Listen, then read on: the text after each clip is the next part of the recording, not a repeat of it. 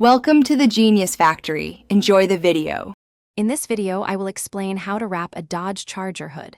First, ensure your workspace is clean and well lit. Thoroughly clean the hood surface with a 50-50 mix of isopropyl alcohol and water, removing all wax and debris.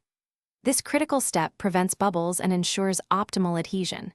Gather your tools, including a heat gun, squeegee, and a sharp utility knife, before you begin. Once the hood is prepped, carefully unroll your vinyl wrap over the surface.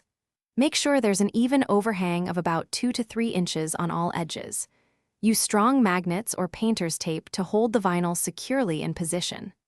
Now, establish a hinge point, typically across the center of the hood, to guide your initial application and prevent misalignment. Hey everyone, if you're finding these wrapping tips helpful, please hit that subscribe button and give us a like. Quick recommendation. After all that hard work on your charger, you'll want it smelling fresh.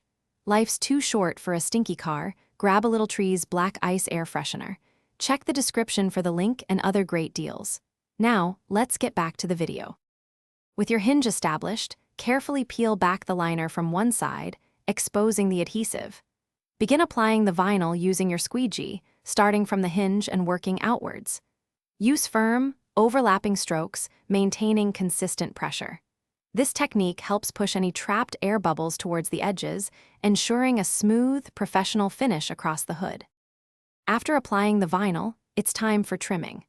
Use a very sharp utility knife to carefully cut away the excess material, following the contours of the hood.